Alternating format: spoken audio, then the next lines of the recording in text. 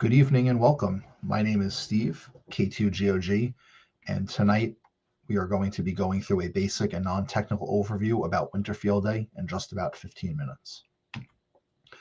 Winter Field Day is an annual event that takes place during the last weekend of January.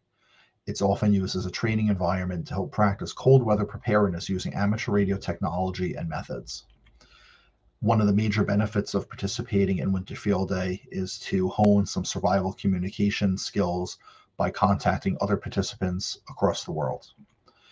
It's also another great way if you'd like to challenge yourself or your friends to see who can make the most radio contacts. So overall, this is a really interesting and fun event.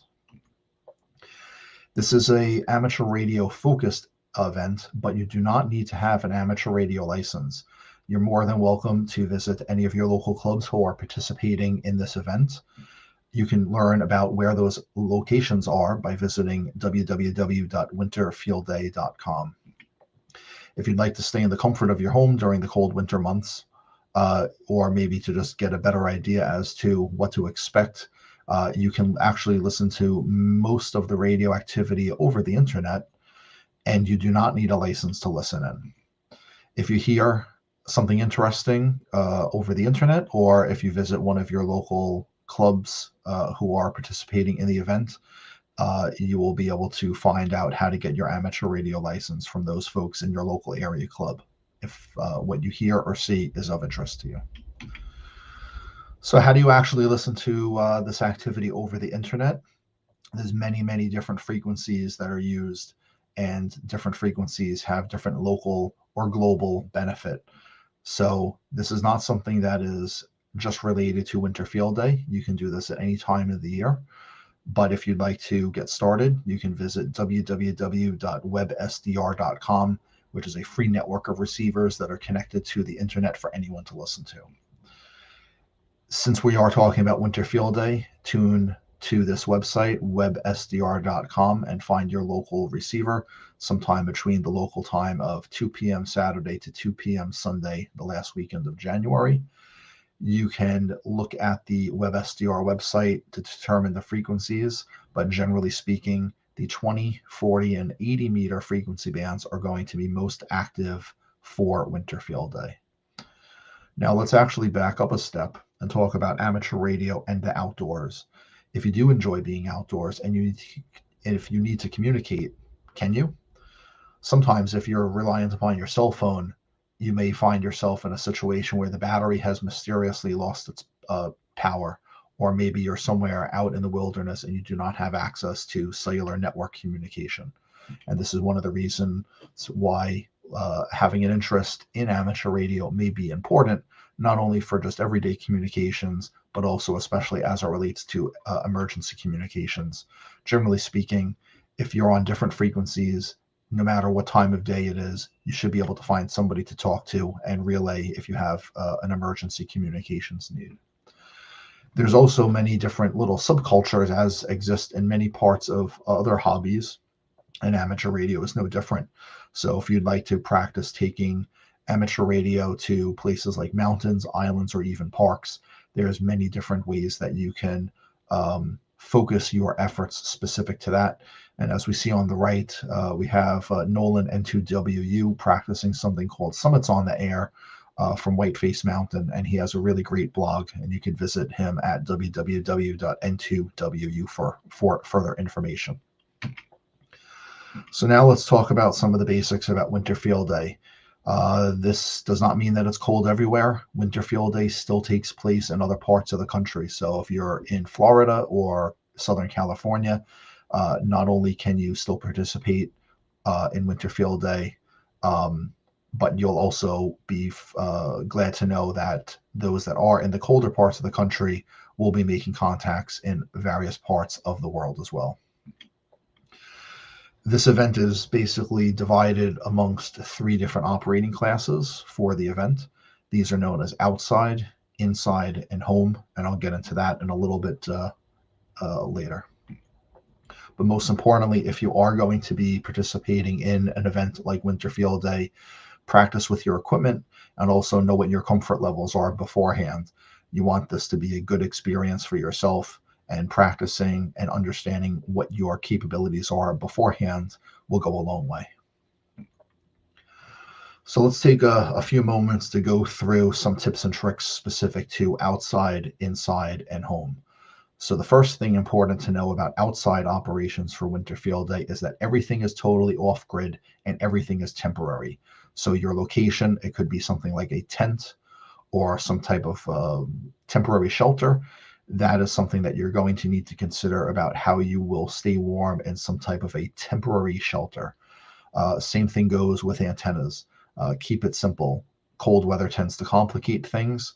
So give some thought on how you would be mounting and securing an antenna for the different frequency bands in the colder months compared to warmer months. There's a number of different things that you may need to consider. So try to practice that beforehand. And then probably the most important thing is figuring out how to not only power your radio, but also how to keep yourself powered.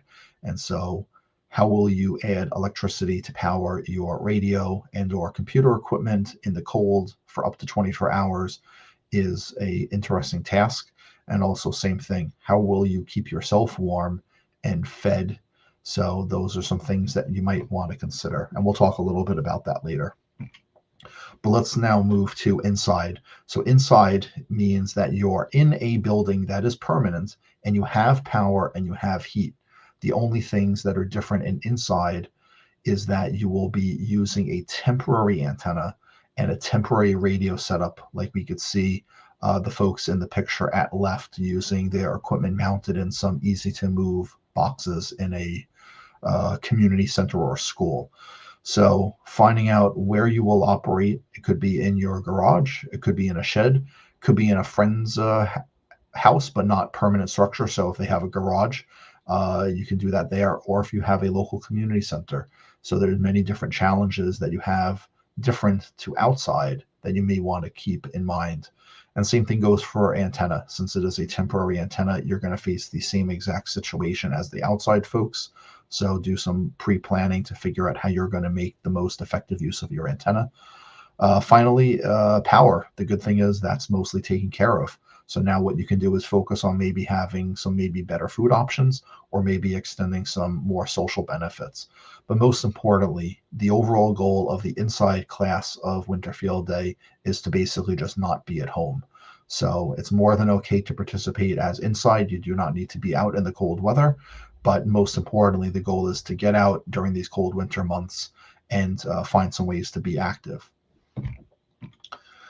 Now, if you do want to avoid even getting out of the house or getting outside, you do have the option to operate at home, such as Riesa, amateur call sign R1BIG, is shown in her nice cozy house there.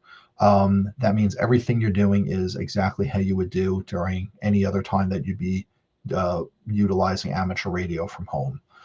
Same antenna, same power, same radio, same everything.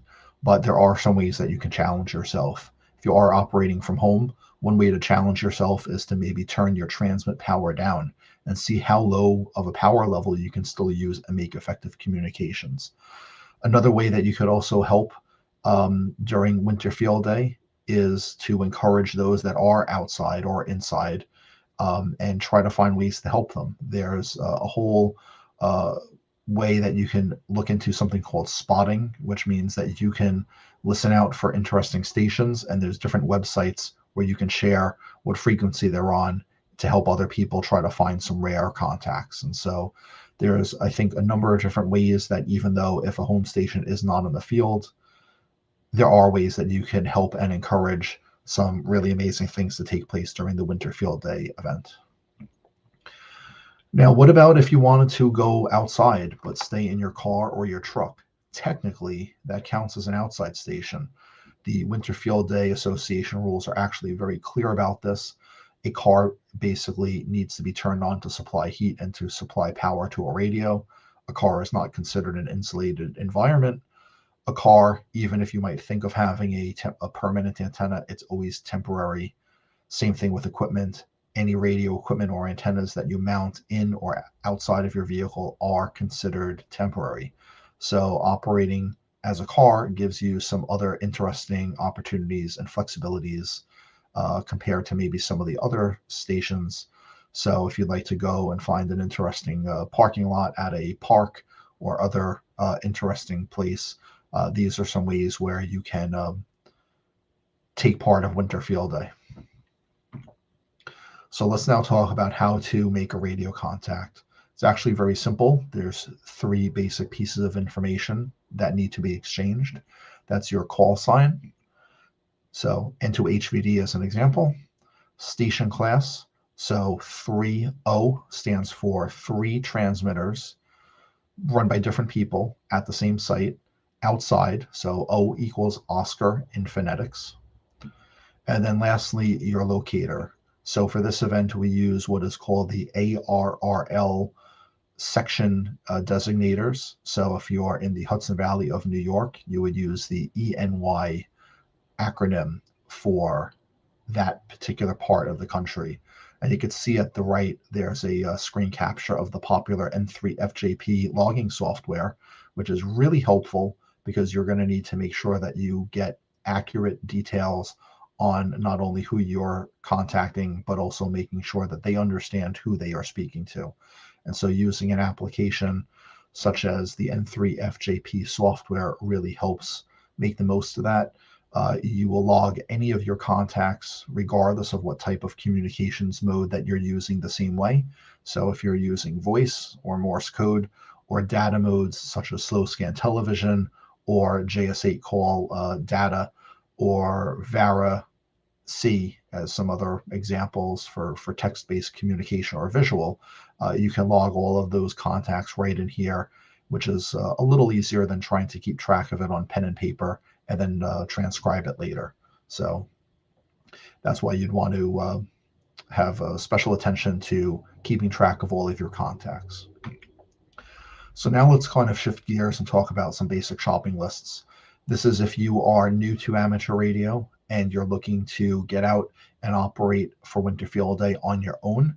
If you were interested in joining a club, most likely they're going to have everything that you need to just show up and be part of it. But if your goal is to go out and experience this for yourself, here's kind of a popular shopping list. So 2 example radios are shown at bottom left. You can do a quick Google search to learn a little bit more about that. But effectively, you're going to want to find some ways to have HF as well as VHF and UHF communications for different reasons. You're going to want to have the appropriate antenna and a feed line that connects your radio to your antenna. You're also going to want to have some type of a power source. I would recommend a high capacity lithium battery pack, which are very common these days.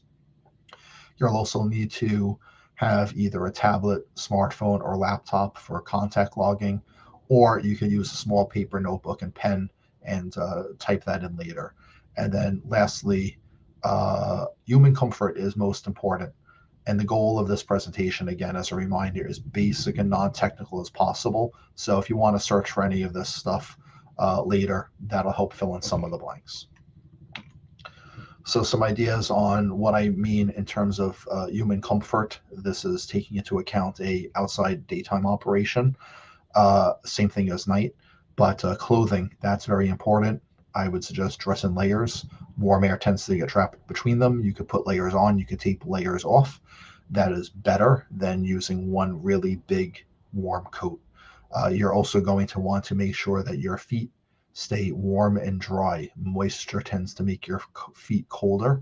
You're also going to want to make sure that your feet are not in contact with the ground. Even if they're with shoes on, warmth will get removed from your feet into the ground. So you might want to think about a thermal barrier, not only for your feet, but also for your chair. So getting something such as an insulated chair cushion or thermal seat cushion is a very, very good idea. There's many other reasons to have those, but give some thought about that. You're also going to want to think about how you're going to be interacting with buttons, either if you're typing on a keyboard or pressing a microphone button or using a Morse code key. Think about how you will use gloves or maybe not. So that is something that is very important to think about. And then more for the human side, hydration in winter is something that often gets overlooked. Drinking hot coffee is actually going to be more dehydrating compared to drinking room temperature water. So be careful with what you're drinking. Having a cold Gatorade or hot coffee may not be best. So give some thought to some of the appropriate beverages. One good example that you could put into practice is using a thermos to keep liquids hot. And when I say liquids, that could be anything from a beverage, but also something like warm chicken broth. And finally, this is a cold weather event, and make sure that since you will be sitting for some prolonged periods of time, make sure that you get up, stretch yourself often. That'll not only keep your energy up, but also keep your circulation going. And finally, here's just a local spotlight. If this is an interesting presentation to you and you'd like to learn a little bit more, and you are in the Hudson Valley area, you can visit the Overlook Mountain Amateur Radio Club, who operates during Winter Field Day at Ferncliff Forest in Rhinebeck. The address for that's 68 Mount Rutson Road, and they will be there operating on the air from 2 p.m. Saturday until 2 p.m. Sunday. So feel free to check them out if you're in the area. They are a very welcoming group, and they do a pretty good job of operating an event like this. So again, thank you for the time, and let's now see if anyone has any questions.